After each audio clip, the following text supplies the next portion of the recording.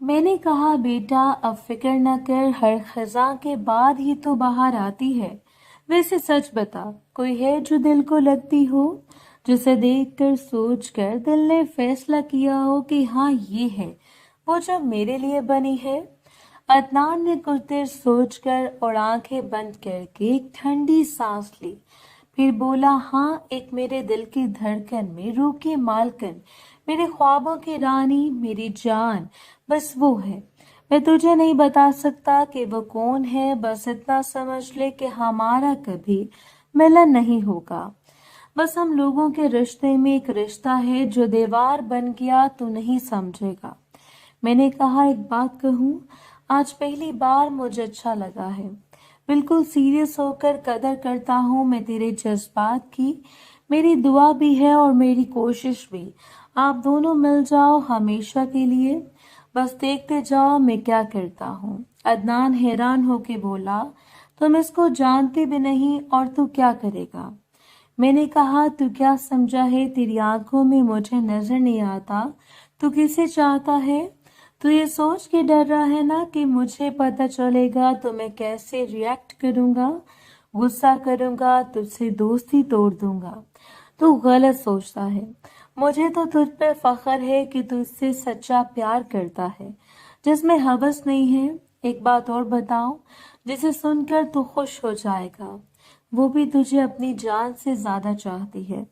عدنان بولا تھینکس میرے یار، تو نے تو مجھے زندگی دلا دی ہے، تیرا یہ احسان کیسے اتاروں گا؟ میں نے مسکرا کر کہا میں خود لے لوں گا، تم ٹینشن نہ لو۔ وہ بولا کبھی تو سیریس ہو جایا کرو، چلو اب مغرب ہونے والی ہے، گھر چلتے ہیں۔ میں نے کہا چلو، اور ہاں کل میں نے شہر جانا ہے، پرسوں آؤں گا۔ عدنان بولا مطلب کل تم کالج نہیں جاؤ گے؟ میں نے کہا کل ہفتہ ہے، 11 بجے تک فری ہو جائیں گے، پھر گھر آ کر تیاری کر کے جاؤں گا۔ عدنان نے کہا ٹھیک ہے، پھر کل ملتے ہیں۔ پھر ہم اپنے اپنے گھر چلے گئے۔ میں گھر پہنچا تو گڑیا سامنے برآمدے میں بیٹھی تھی، جو ظاہر ہے میرا ہی انتظار کر رہی تھی۔ جیسے اس نے مجھے دیکھا بھاگتی ہوئی آئی اور میرے ساتھ لگ گئی۔ وہ بولی کہاں تھے آپ، اتنی دیر لگا دی؟ میں نے کہا کیا تم بھی پریشان ہو جاتی ہو؟ بتا کر تو گیا تھا، چلو فریش ہو کر آتا ہوں۔ اتنے میں امی نے کہا یہ لڑکی بڑی ہوتی جا رہی ہے، لیکن بچوں کی طرح بھائی کے ساتھ چپکی رہتی ہے، بھائی کی چمچی۔ میں بولا نہیں امی، میری گڑیا کو کچھ مت کہنا، ابھی بچی ہی تو ہے۔ چاچی بولی او ہیلو، کس اینگل سے بچی دکھتی ہے؟ میں نے کہا چلو چھوڑو، آپ بھی کیا لے کر بیٹھ گئی ہو؟ پھر میں وہاں سے فریش ہونے چلا گیا۔ میں باتھ روم میں بیٹھ کر سوچ رہا تھا کہ عدنان کا پیار اس کو دلوا کر رہوں گا۔ اب یہ پاگل دونوں سگے بہن بھائی ہو کر پیار کر بیٹھے۔ آج جیسے عدنان سیریس تھا، اس کی بہن طوبہ تو اس سے بھی زیادہ سیریس ہے۔ کچھ نہ کچھ کر لوں گا اس کا۔ ایک ہی راستہ ہے، عدنان کی ماں نور بانو اس کو اپنے شیشے میں اتارنا ہوگا۔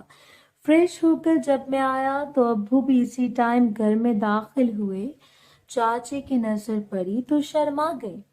یہ بات میں نے اور گڑیا نے نوٹ کر لی۔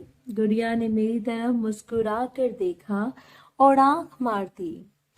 میں نے اسے آنکھ دکھائی تو وہ ٹھیک ہو کر بیٹھ گئی۔ پھر سب نے مل کر کھانا کھایا۔ کھانے کے بعد میں نے کہا امی کل میں شہر جا رہا ہوں، کچھ کام ہے، کچھ چیزیں لینی ہیں، تو پرسوں واپس آؤں گا۔ اتنا ہی سن کر گڑیا رونے جیسی شکل بنا کر مجھے دیکھنے لگی۔ امی بولی بیٹا رات رکنا ضروری ہے؟ میں نے کہا امی وہ کچھ سامان ہے جو کل ملے گا، کچھ پرسوں، تو اس لیے گڑیا بھی جائے گی میرے ساتھ۔ میں نے اتنا ہی کہا تو دیکھا گڑیا کا چہرہ کھل گیا تھا۔ امی بولی او خدایا، یہ اپنی چمچی کیا ہر وقت ساتھ لے کر گھومے گا؟ میں نے کہا بس ایسا ہی سمجھو، اس کے بغیر یہ کاشف ادھورا ہے۔ پھر میں اپنے کمرے میں آ گیا، اٹھ کر میرے ساتھ ہی گڑیا بھی آ گئی اور میں بیٹھ کر لیٹ گیا۔ گڑیا نے اپنا سر میرے اوپر رکھ لیا۔ اسی طرح کافی دیر گزر گئی کہ فریحہ میرے کمرے میں آئی۔ وہ بولی بھائی یہ لاڈو رانی سو گئی کیا؟ میں نے کہا نہیں جاگ رہی ہے، اور آپ بھی آؤ نا میرے پاس، ادھر بیٹھو۔ فریحہ بولی شکر ہے ہم سے بھی تم کو کچھ لگاؤ ہے جو پاس بٹھا رہے ہو۔ میں نے کہا آپ کیوں طنز کرتی ہیں؟ بس کچھ مصروف تھا نا اس لیے ٹائم نہیں دے سکا آپ کو، ویسے آپ بہت پیاری لگ رہی ہو۔ فریحہ بولی اچھا جی تو میں آج پیاری لگ رہی ہوں، پہلے نہیں لگتی تھی؟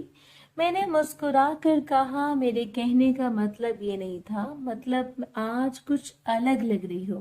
اچھا چھوڑو یہ بتاؤ آپ کو شہر سے کیا منگوانا ہے؟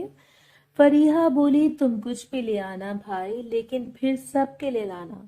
میں نے کہا ٹھیک ہے اب جاؤ سو جاؤ۔ میں نے آپ ہی کے ماتھے پر بوسہ دیا۔ گڑیا سب کچھ دیکھ رہی تھی۔ پتہ نہیں آپ کو اچانک کیا ہوا، وہ آگے بڑھی اور فرینڈ والا کام کر کے بھاگ گئی۔ میں ہکا بکا منہ کھولے دیکھتا رہ گیا۔ فرزانہ بولی بھائی منہ بند کر لو، مکھی چلی جائے گی۔ میں نے کہا یہ کیا تھا گڑیا؟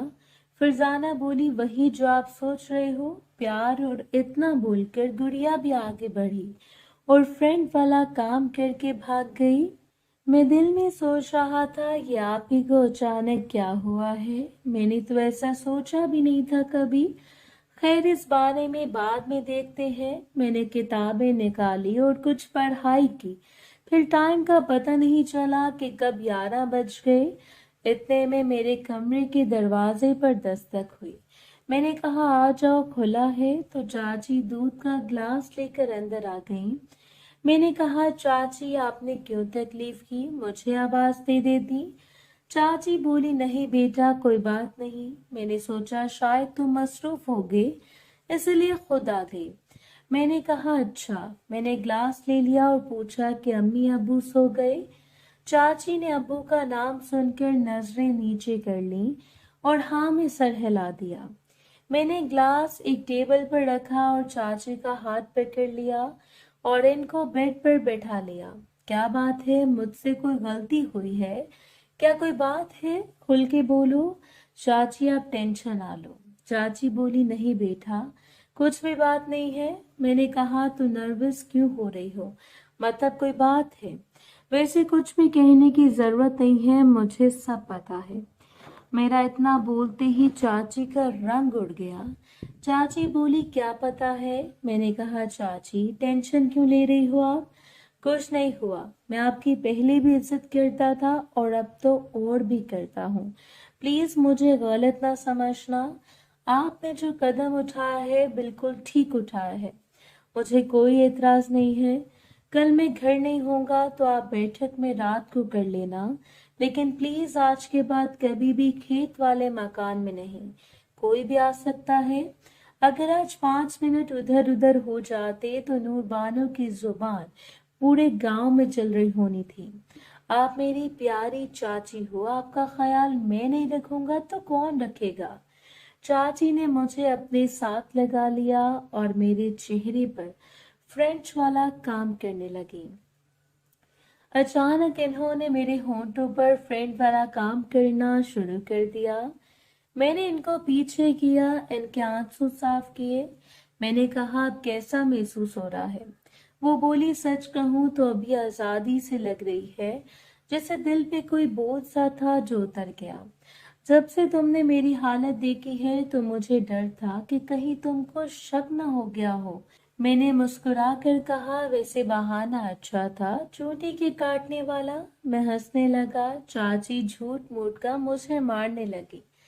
چاچی بولی بہت پہنچی ہوئی چیز ہو، آدھے دن میں ہی پتہ لگ گیا میں کیا گل کھلا کے آئی ہوں۔ میں نے کہا چاچی آپ ہماری عزت ہو، کوئی باہر کا نظر اٹھا کر دیکھے تو آنکھیں نہ نکالو، اس لیے جلدی پتہ کرنا پڑا۔ پوچھنا تو نہیں چاہیے کب سے شروع ہوا یہ؟ چاچی شرما کر بولی ابھی تیسری بار تھا۔ میں نے کہا اچھا 11:30 ہو گئے ہیں، اب جا کر سو جاؤ، آپ نے دن کو بھی محنت کی ہے اور گھر کے کام بھی۔ چاچی بیڈ سے اٹھی اور میرا چہرہ اپنے دونوں ہاتھوں سے پکڑ کر فرینڈ والا کام کرنے لگی اور پھر چلی گئی۔ میں سوچنے لگا کہ ایک دن میں آج کتنا کچھ ہو گیا۔ पहले दादी, फिर चाची का केस, फिर गुड़िया का मेरे साथ फ्रेंड वाला काम करना, फिर मुन्नी और निम्मी का केस, और अभी दादी के कमरे में भी जाना है। मैं अपने बिस्तर से उठा, एक शॉर्ट लिबास पहना, अंदर कुछ भी नहीं पहना, एक अच्छी सी परफ्यूम लगाकर बाहर निकला। बाथरूम में जाकर हल्का हुआ, फिर नीचे आया तो सब अपने अपने कमरे में थे। मैं सीधा दादी के कमरे की तरफ गया और अंदर जाकर दरवाजा बंद कर दिया। अंदर एक 0 का बल्ब जल रहा था। दादी अपने बेड पर लेटी थी। मैंने इनको हाथ लगाया तो इन्होंने आंखें खोली। मैंने कहा, अब सोई नहीं क्या? वो बोली, नींद तो तुमने चुरा ली है, क्या अब सो जाऊं? मैंने कहा, तो ये बात है, वैसे इस उम्र में भी गर्लफ्रेंड की तरह रवैया है आपका। वो बोली, अब गर्लफ्रेंड ही हूँ तेरी, तो बिहेव भी वैसा ही करूंगी। मैंने कहा, तो फिर इंतजार किसका कर रही हो? गर्लफ्रेंड वाला काम भी शुरू करो ना। वो बोली, तू ही बातें बना रहा है, मैं तो कब से तरस रही हूँ। फिर मैंने इनको पकड़कर अपने पास खींच लिया और फ्रेंड वाला काम करने लगा। हमारी सांसें आपस में टकरा रही थी। इन्होंने कोई परफ्यूम लगाया हुआ था जिसकी बहुत प्यारी खुशबू थी। इनके बाल अभी भी गीले थे, वो शायद नहाई थी।